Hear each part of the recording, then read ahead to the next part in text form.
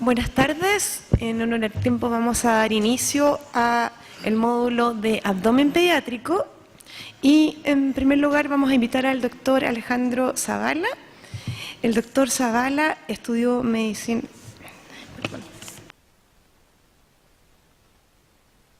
El doctor Zavala hizo su pregrado en la Universidad de Chile, en la sede norte, el posgrado de cirugía y traumatología y ortopedia infantil en la Universidad de Chile, en el Hospital Ezequiel González Cortés, el posgrado en cirugía neonatal.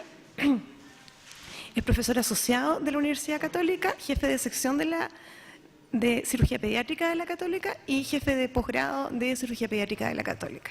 Y él nos va a contar la visión del abdomen agudo desde el punto de vista del cirujano infantil. Muchas gracias por la introducción y muchas gracias por la invitación. Esto es novedoso para mí, presentarle a radiólogo. Así que, ¿se escucha bien atrás? ¿Sí? Así que esperemos que lo que les preparé les sea de su interés. Vamos a seguir esa pauta: definición, visión del cirujano pediatra, diagnósticos diferenciales, importancia hoy del informe radiológico y comunicación entre el radiólogo y el cirujano.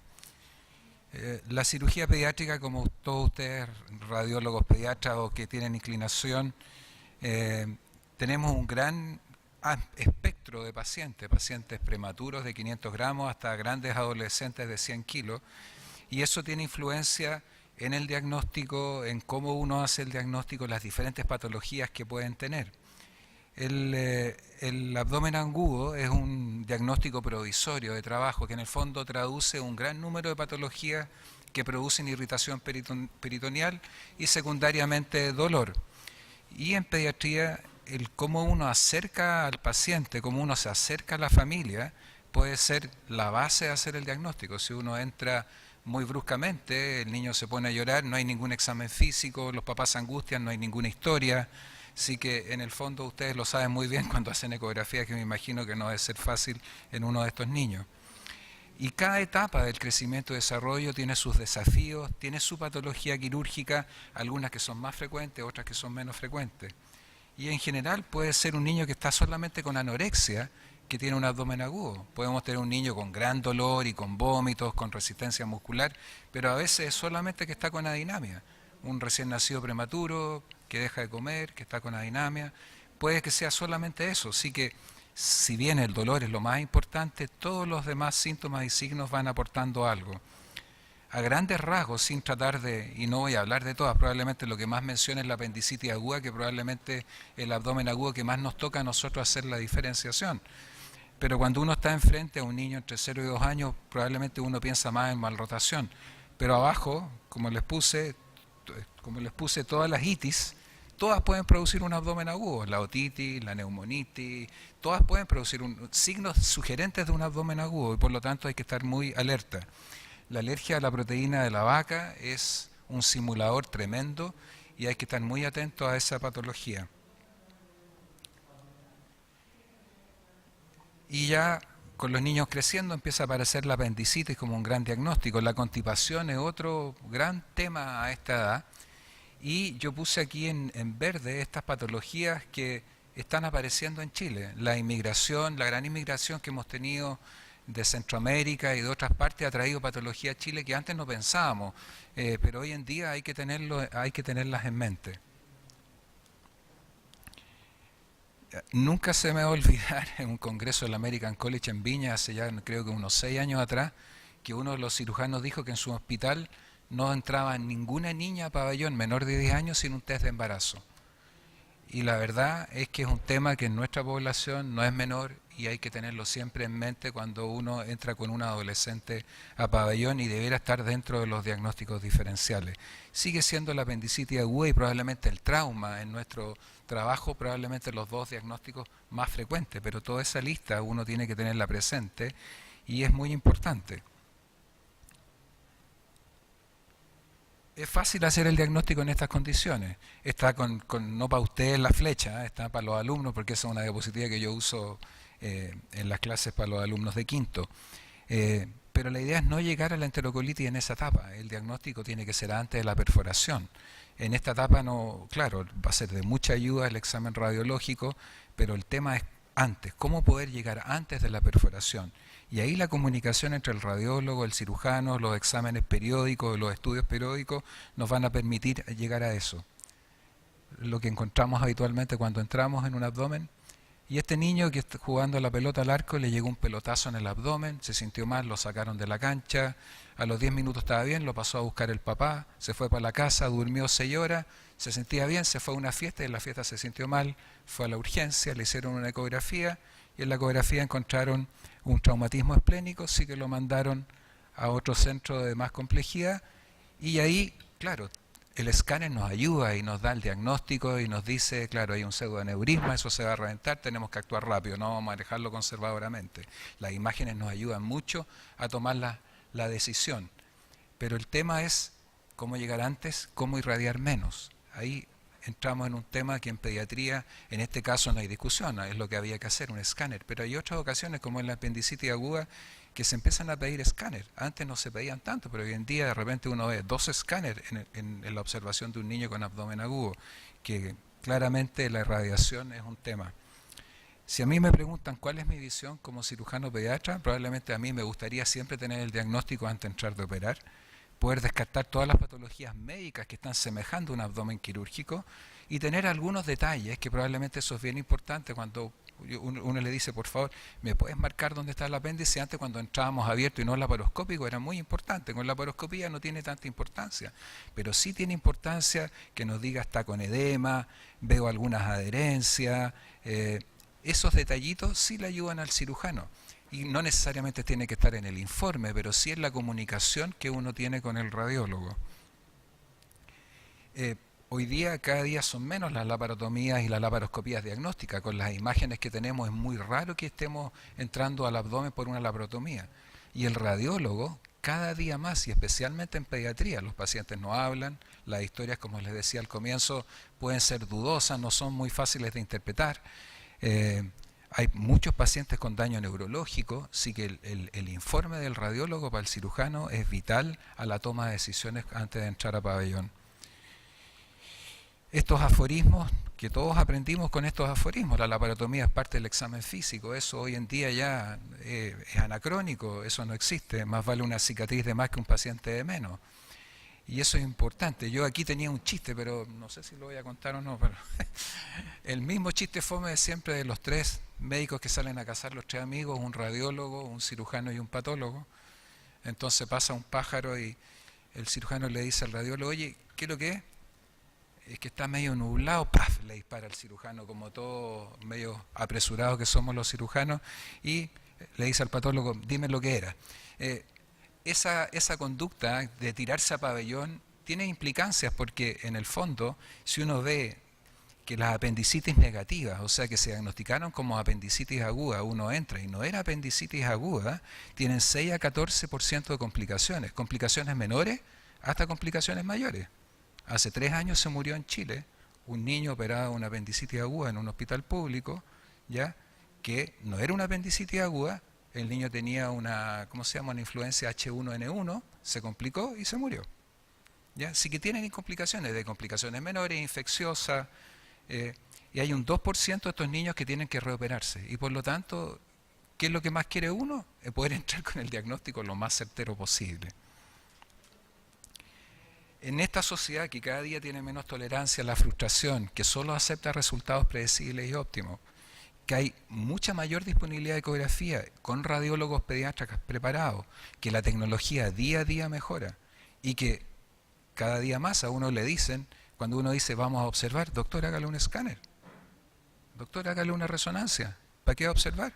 Hágale una resonancia y salimos al tiro la duda. Pero no es, uno sabe que es parte del proceso y que uno tiene algunas horas de observación. No es tan apurado, pero los padres quieren todo rápido y al tiro. Y ahí hay que explicar por qué no el escáner, la radiación, que de repente cuando uno después tiene que pedirle el escáner, uno solo se atrapa porque ya les dijo que produce radiación, entonces ya pasamos a la resonancia uno tiene que darle anestesia, entramos en un juego medio complicado. Y esto que es de un libro muy entretenido de cirugía abdominal, en algunas partes, o sea, no va a meterlo a pabellón, ahí está la enfermera a pabellón gritándole al pobre cirujano cómo se le ocurre meter al paciente al pabellón sin un escáner, cómo lo va a meter a pabellón. el diagnóstico de abdomen agudo es complejo, aún para cirujanos con harta experiencia. No es fácil hacer el diagnóstico de abdomen agudo solamente con la clínica. Cuando solamente clínica, en la literatura hay error de entre un 5 y un 35% en el diagnóstico. Y cuando uno espera para tratar de tener la certeza del diagnóstico, uno ve apendicitis complicada. Pero eso tiene una pequeña trampa. Pero es lo típico de toda la serie. Mientras menos apéndices complicados, más apéndices mientras menos apéndices mientras menos apéndices complicados tiene uno, más apéndices negativos tiene uno en la cirugía, porque opera cosas que no eran apendicitis aguda. Y en los menores de 5 años y en las niñas hay que tener mucho cuidado. Las mujeres tienen muchas cosas allá abajo y cualquiera de esas cosas puede complicarse. Así que siempre que uno pide una ecografía, yo insisto y le digo a los alumnos que pidan abdominopelviana, porque hay algunos radiólogos que lo hacen de rutina, lo examinan y lo informan.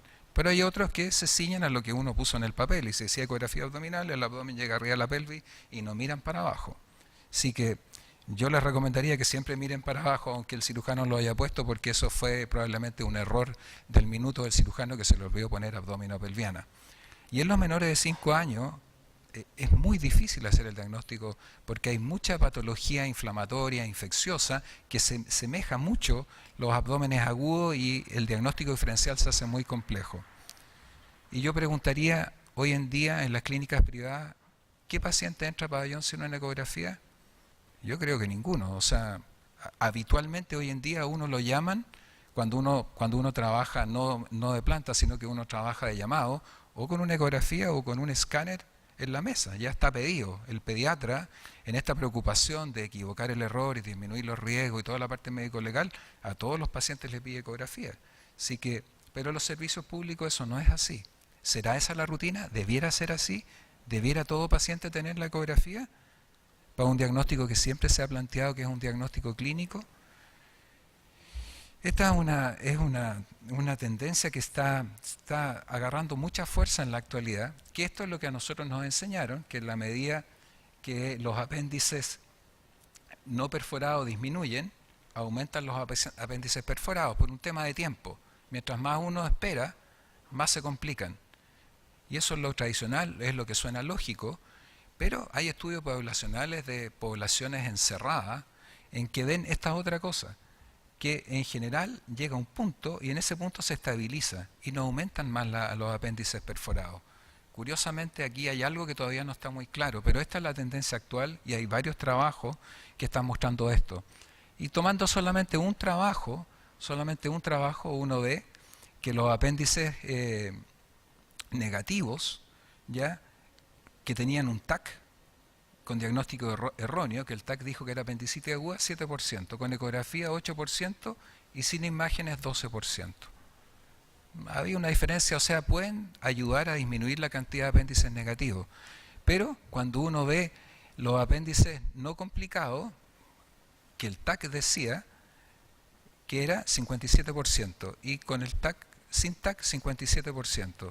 Apéndices complicados, con TAC 18% y sin TAC 13%. Como que el TAC realmente no cambia el pronóstico del problema y da lo mismo que sea perforado o no perforado, vamos a llegar al mismo diagnóstico con TAC o sin TAC. Sí, probablemente nos va a ayudar en el cine imágenes. Yo creo que este es probablemente una diapositiva enredada, yo no la tengo muy clara, pero es una tendencia a para dónde va, ¿ya? Que no por llegar muy rápido, y de hecho cuando uno ve en la literatura, a nosotros nos enseñaron apéndice que se diagnostica en el día, se opera en el día, apéndice que se diagnostica en la noche, se opera en la noche. Doctor Lucas Sierra, frase, un aforismo clásico del doctor Lucas Sierra. Pero la verdad es que uno puede esperar 12 horas, y en algunos trabajos dicen incluso 24 horas, sin que cambie el riesgo de hospitalización y el riesgo de complicaciones y de morbilidad del paciente. Así que eso es algo que probablemente en los próximos años va a estar más claro. Y por lo tanto, si uno va a operar sin ninguna imagen, sin una urgencia vital, y el resultado final de la indicación quirúrgica no es el que uno tiene cuando uno abre el abdomen, probablemente va a estar en problemas. Y si uno tiene disponible la ecografía, probablemente sea sano tomar una ecografía. En cuanto al informe, el médico radiólogo es el responsable del informe y el informe tiene que claramente responder las preguntas que el clínico le hace, pero ser descriptivo, pertinente y con una conclusión que al clínico le ayude con información complementaria, como yo les decía. O sea, me interesa saber si hay edema, si no hay edema, si hay adherencia, si no hay adherencia. Y probablemente lo último es lo más difícil, que no lo atrape con el diagnóstico. Porque cuando llega un diagnóstico que dice apendicitis aguda, no sé, que es poco menos que sea perforar, uno lee y uno clínicamente no tiene claro que sea una apendicitis aguda, a uno lo atrapa mucho para tomar la decisión de meterlo o no meterlo a pabellón. Les contaba a la hora del almuerzo que a mí me acaban de llegar 2 pacientes con diagnósticos categóricos ecográficos, uno que operé y no era, ¿ya? Porque clínicamente yo creí, y otro que me di cuenta y no era. Entonces, pero ya venían con ese diagnóstico categórico y eso hace mucho más difícil la relación con el paciente y con los padres, se hace muy complejo. Así que es un tema difícil. Y por lo tanto, cuando el informe del radiólogo no es lo que uno como clínico está sugiriendo, se hace doblemente crítico el informe. Y probablemente ahí, más importante para el clínico es que ustedes puedan incluso ayudarnos con los diagnósticos diferenciales que tiene esa patología a la que uno está sospechando. Probablemente ese informe me va a servir más que me diga apéndice normal, ¿ya? O no es invaginación intestinal. Probablemente si me dice edema de Lilion, ya uno puede decir, bueno, tal vez esto sea una ileitis que está simulando una invaginación. Para mí esto es lo más importante de la presentación, que el clínico, en este caso el cirujano pediatra, tiene que explicarle las hipótesis a los radiólogos como Icarito, digo yo. Ya, para los que son más jóvenes probablemente no lo entiendan, pero es muy básico, porque cada uno sabe el terreno que trabaja, entonces uno tiene que explicarle, mira, yo sospecho esto, por esto, la cosa, y que les quede claro. Y yo siempre les digo, no está acá el doctor Parra, pero siempre al doctor Parra en la Católica yo le digo, dibújamelo con lápiz de colores, porque ustedes ven muchas cosas que uno mira la radiografía y de repente uno no las ve, o ve la ecografía y no las ve. Entonces, lo que me estáis diciendo, dibújamelo con lápiz de colores y así lo voy a entender, ¿ya? Pero de la comunicación, uno como clínico, cuando se comunica con el radiólogo, tiene que hacerle un resumen de la historia, tiene que explicarle el examen físico, las sospechas que uno tiene y cuál es el objetivo del estudio. Esa es mi responsabilidad. Y la de ustedes, darme los hallazgos que encuentran, la impresión, los puntos de reparos anatómicos que a mí me van a servir y sugerirme, si que no tienen claro, qué otro estudio me puede ayudar a poder llegar al diagnóstico. Y como le puse la flechita, este es un continuo, porque no siempre basta con un examen, es un continuo, es un feedback en que yo después tengo que decirle, mira, estaba súper fea el apéndice, que no se veía tan fea, estaba perforado. Cosas para que nos sirvan y aprendamos juntos, porque si no, no funciona. Aquí el tema es para los dos lados, para los dos lados. Y esta frase también es del mismo libro, ¿ya? El camino a pabellón no siempre tiene que pasar por radiología, ¿ya? Pero un bien indicado estudio de imagen y adecuadamente realizado puede evitar un camino equivocado. Yo creo que la frase de ese libro es muy correcta, ¿ya? Y otro tema que es importante, pero esto es más para nosotros, que cuando hay muchos especialistas metidos, nadie se hace responsable del paciente. Y sobre todo si está en una unidad de cuidado intensivo, ¿ya? Pero hasta que no esté definido que no es quirúrgico, el líder del equipo es el cirujano o el capitán del barco es el cirujano, ¿ya? Así que eso es importante para uno. Uno no puede dejar un paciente porque a uno le dijeron que la ecografía estaba normal. Mientras uno no tenga la conciencia tranquila que está realmente normal y no es agudo, uno no puede soltar al paciente. Entonces, como conclusión, opere solo cuando sea necesario y haga lo indicado, el lex artis, que es importante por la parte médico-legal. No retrase una operación necesaria y haga lo máximo cuando esto esté indicado. Esos aforismos son todavía válidos para mí. Gracias.